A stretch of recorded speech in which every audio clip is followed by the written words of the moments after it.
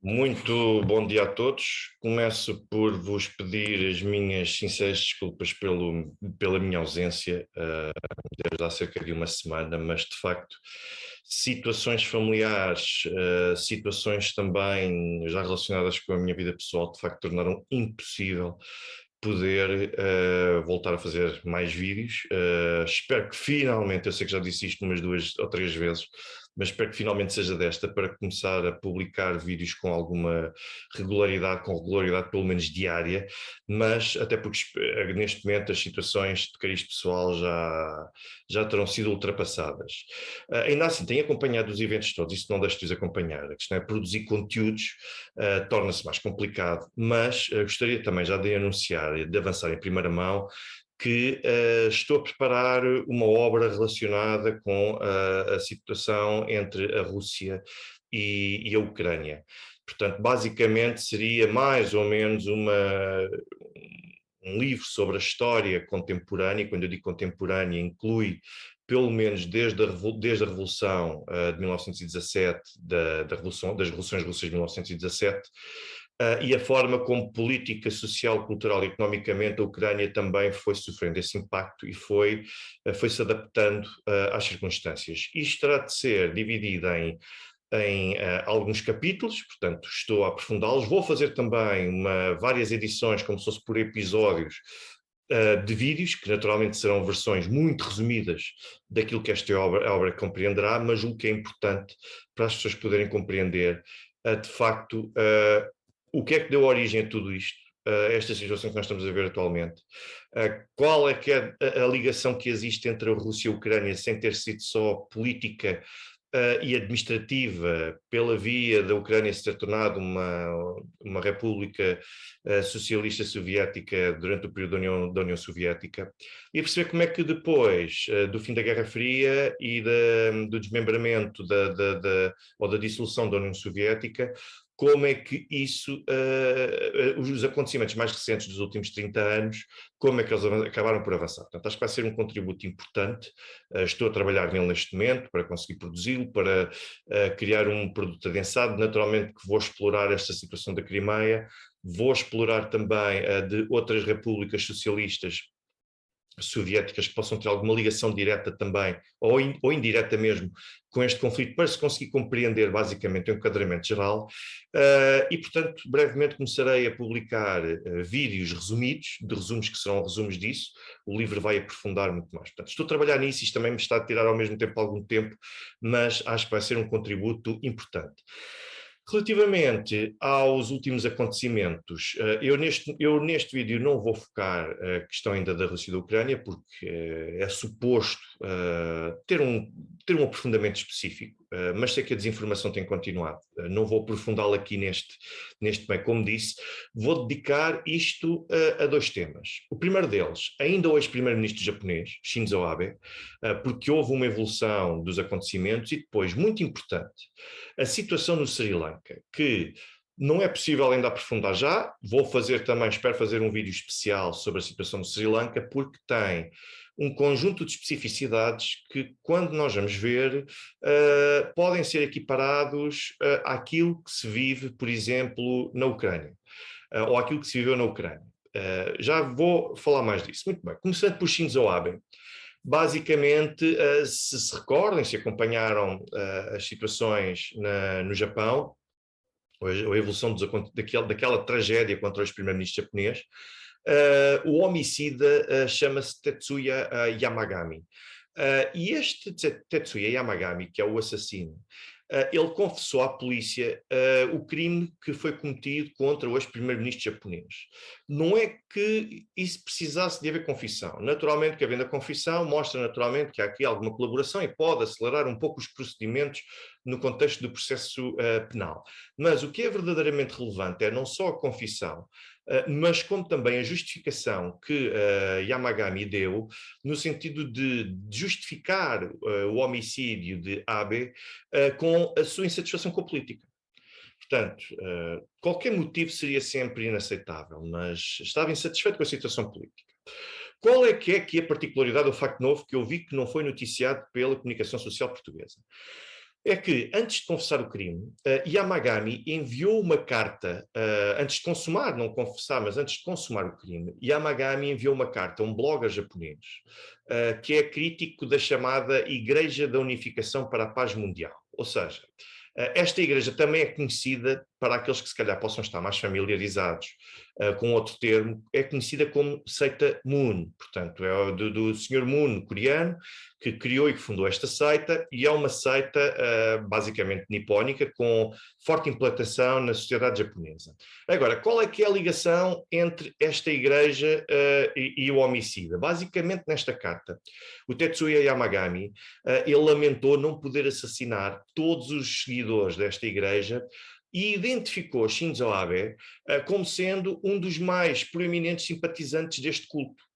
Agora, ele identificou, mas ainda assim é importante nós percebermos que a mãe de Yamagami, já no início do século XXI, portanto eu julgo que foi em 2002 ou 2003, foi obrigada a declarar falência após ter doado uma parte significativa do seu património a esta Igreja da Unificação. Nós estamos a falar de cerca de 100 milhões de ienes, que à data de hoje, isto foi doado há cerca de 20 anos, mas à data de hoje, e a taxa de câmbio com algumas flutuações, mas à data de hoje, isto corresponderia a mais de 700 mil euros. Noutros tempos, ainda há, se calhar há 2, 3 anos, se calhar equivaleria a muito perto de 1 milhão de euros. Portanto, estamos a falar de um valor absurdamente elevado, que foi o suficiente para que a mãe do homicida de Shinzo Abe tivesse de declarar falência, porque ficou privada de todos os bens. O que é estranho nisto tudo é o facto de acordo com a imprensa japonesa, eu tive acesso a esta notícia através da imprensa japonesa, a carta de Yamagami ao blogger só chegou a este último depois de Yamagami ter cometido o homicídio. Uma primeira pergunta que importa fazer é por que é que escreveria Yamagami essa carta e sentiu necessidade de enviar essa mesma carta ao blogger antes de cometer o crime. Sabemos que este blogger se dedicava a escrever sobre a Igreja da Unificação, mas ainda assim, por que motivo é que ele fez questão de enviar essa carta? Era uma questão importante que importava ser respondida. Depois, por que razão declarou na carta que, apesar da ligação do ex-primeiro-ministro Shinzo Abe à Igreja ser verdade e de ele próprio querer assassinar todos os crentes, porque é que ainda assim o homicida não, declarou nessa carta que não via Abe como um inimigo e mesmo assim pouco depois assassinou? Portanto, seria a partir da inspiração política que o levou a assassinar Shinzo Abe. Tinha também alguma influência, alguma inspiração de ódio religioso, também de implantação, eventualmente, desta igreja e disseminação na sociedade japonesa, mas, ao mesmo tempo, parecem sim motivos que nós temos de aprofundar mais para perceber se, de facto, foram só mesmo estas as motivações ou se isto é uma motivação que está a ser dada para algo que pode esconder uma motivação mais forte ou mais grave e até uma ligação eventualmente a terceiros. É importante perceber isso. E depois, igualmente estranho, é o facto de o indivíduo admitir à polícia o fundamento ou a justificação política, mas, no entanto, acrescenta também este enquadramento religioso, ao mesmo tempo que não considera Abe um inimigo. E acaba, ao mesmo tempo, por lançar a discussão sobre a influência da Igreja da Unificação no partido de Abe. Porque o partido Shinzo Abe, o Partido Liberal Democrata, é um partido que tem vários adeptos e seguidores desta Igreja da Unificação. Nós, às vezes, tendemos a olhar para o Brasil e vemos que muitos políticos, muitas vezes, são evangélicos, têm ligação à Igreja X, à seita Y e tudo mais, e isso influencia muito a sua linha política. Nós, muitas vezes, até condenamos essa forte influência, mas depois, como não percebemos a língua nipónica e estamos a falar de um grande afastamento geográfico, a nossa ligação e afinidade é muito mais pequena do que aquela que existe relativamente, por exemplo, ao Brasil. Nós desvalorizamos muitas vezes fatores que inspiram a tomada de decisões de um determinado povo. E aqui, a verdade é que esta seita Moon está disseminada não só na sociedade japonesa, mas também é muito influente junto do poder político japonês. E curioso é perceber que as autoridades falaram da carta, mas ao mesmo tempo que falaram da carta, omitiram qual seria o culto que estaria a ser referido pelo o Tetsuya Yamagami. Portanto, é curioso perceber como as autoridades fazem questão, elas próprias, de omitir qualquer facto ou qualquer elemento que possa inspirar algum tipo de ódio, de pressão, de separação relativamente a um culto religioso que sabem que é fortemente influente na sua sociedade. Passando para o Sri Lanka, portanto, isto são apenas algumas questões relativamente à questão do Shinzo Abe, que eu acho que é importante nós conseguirmos aprofundar. Mas passando para o Sri Lanka, a queda do governo do Sri Lanka continua a ser transmitida, e isto é interessante de perceber, mas continua a ser transmitida por cá como tratando-se de, eu colocaria entre aspas, de uma revolta espontânea popular que surgiu contra um regime que faliu o país e que se encontra, tornou o país refém da China, que controla tudo, endividou o país à China e tornou-o verdadeiramente refém de Pequim. Ora bem, logo aqui nós temos de recortar os factos. É que eu vou mostrar-vos uma imagem que, a meu ver, é interessante para conseguirem perceber o que é que aqui se passa. Bom, desde logo vejam a fonte, Deutsche Welle, e vejam também, isto é a lista da dívida externa do Sri Lanka. Vejam que o Sri Lanka, de facto, faliu pelo excesso de endividamento e consequente incapacidade para pagar as dívidas. Mas a China, se olharem bem para este desenho que eu aqui tenho, a China representa apenas 10%, apenas entre aspas, da dívida externa do Sri Lanka. Agora, é verdade que a China adquiriu algumas infraestruturas, como por exemplo o porto principal do país. Este tipo de infraestruturas estratégicas, existe esse interesse em adquirir ou não adquirindo, em arrendar por um período e mantendo o usufruto durante um período significativo de tempo. Mas reparem que um dos aspectos que importa verdadeiramente sublinhar é que aqueles que protestam dizem várias vezes, por exemplo, que o governo escolheu a China em detrimento do Fundo Monetário Internacional. Ora bem, se nós formos ver, naturalmente encontramos, por exemplo, aqui o Banco de Desenvolvimento Asiático, outro mercado de empréstimos, vemos a China, vemos o Banco Mundial, vemos o Japão, vemos tudo isso, mas isto era a situação em abril de 2021. Mas o que é que importa agora a perceber relativamente a isto tudo? É que, se a acusação é que o governo singalês escolheu a China em detrimento do Fundo Monetário Internacional, nós já tínhamos ouvido um exemplo destes e estas mesmas alegações num outro palco. E era um outro palco em que também o governo, desse mesmo caso, escolheu aproximar-se de uma potência em detrimento de uma entidade neoliberal. Ora bem, eu estou a referir-me à Ucrânia. E a Ucrânia, com o golpe de Estado que depois Viktor Yanukovych, se nós olharmos para o tipo de argumentação que é enfocada e para o modus operandi que é usado, nós percebemos as semelhanças que existem entre o Sri Lanka e a Ucrânia. A diferença é que agora, em vez de ser no Sri Lanka, a China assume o lugar da Rússia e o FMI assume o lugar da União Europeia. E além disto, o mais interessante é perceber que esse modus operandi seguido por parte dos revoltistas, dos manifestantes, foi muito semelhante àquele do Euromaidan. Na verdade, isto nem sequer tem uma grande novidade, por assim dizer.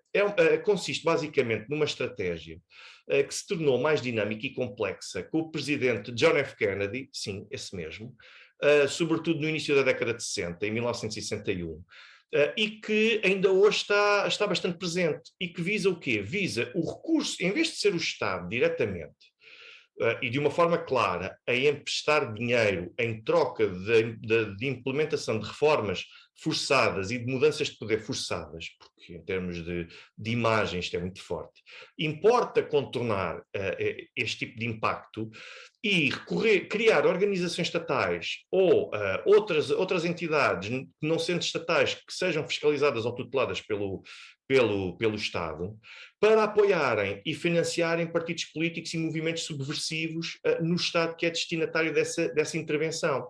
E basta verem, de facto, quem é que criou o USAID em 1961, quem é que era o presidente dos Estados Unidos na altura, e o USAID esse que surgiu como instrumento de ajuda humanitária, mas que, paralelamente, tem servido para disseminar valores e princípios ocidentais e, em certos destinos, inspira até campanhas de doutrinamento para favorecer políticas que prossigam os interesses dos Estados Unidos.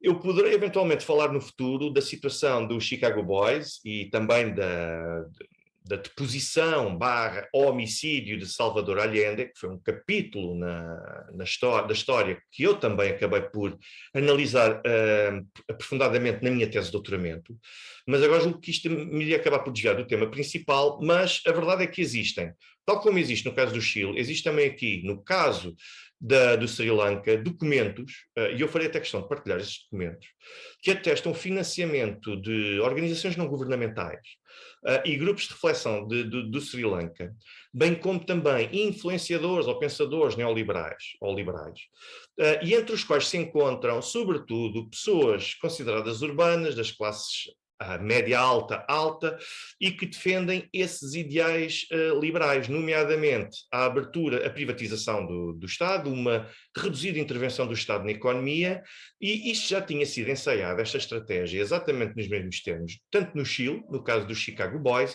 como também na Ucrânia.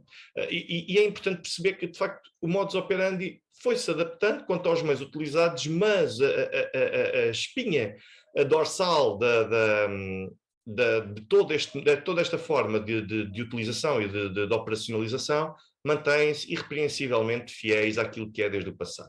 Ora bem, este plano aplicado no Sri Lanka, tal como aconteceu no Chile e também na Ucrânia, incluiu a administração de formação e treino por parte de várias entidades ocidentais, bem como também a realização de encontros com diplomatas ocidentais e estas figuras da sociedade civil do Sri Lanka e também da sociedade económica, e incluiu ainda deslocações a estes países, que muitas vezes serve também como forma de deslumbramento e que as pessoas venham a ver uma realidade completa, que do seu ponto de vista acaba por ser completamente utópica, e acabam por se converter definitivamente àquilo que veem e acham que é possível replicar aquele modelo nos seus países, de certa forma, em parte mas depois importa ver quais são os efeitos paralelos e as consequências disso.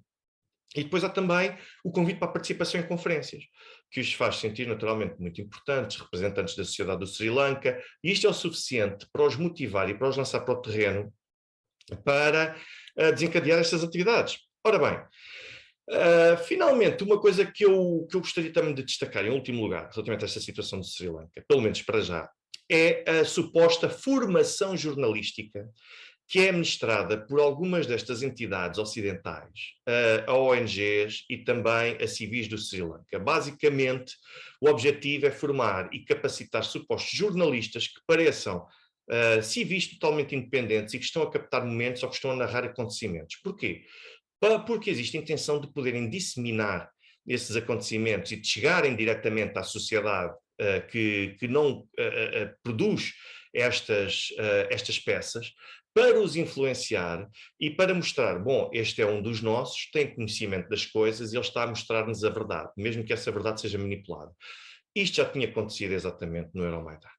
É exatamente na mesma forma. Nós vemos ainda hoje um conjunto de supostas televisões que são depois transmitidas através do YouTube e das redes sociais e que são supostamente amadoras, mas depois, quando nós vamos ver, eu vou-vos expor, no caso da Ucrânia, quem é que basicamente surge entre as entidades que participam ativamente no financiamento, no treino e inspiração de quadros, quer ucranianos, quer também do Sri Lanka, é a famosa organização New Endowment for Democracy, o NED, dos Estados Unidos, da qual eu vos irei falar brevemente, e que já teve uma intervenção ativa na Ucrânia com microprogramas que eram financiados e que eram especialmente destinados a áreas onde o apoio aos poderes dos Estados são mais fortes, aos poderes que se pretendem derrubar. Portanto, na Ucrânia houve um forte investimento naquelas áreas para que houvesse esta disseminação do Evangelho, digamos assim, relativamente a valores ocidentais e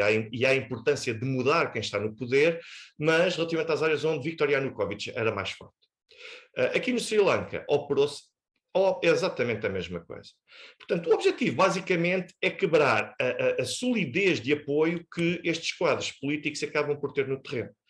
Eu vou explorar isto mais no futuro, vou preparar um outro vídeo também sobre a questão da Rússia e voltamos a falar brevemente. Um resto de dia.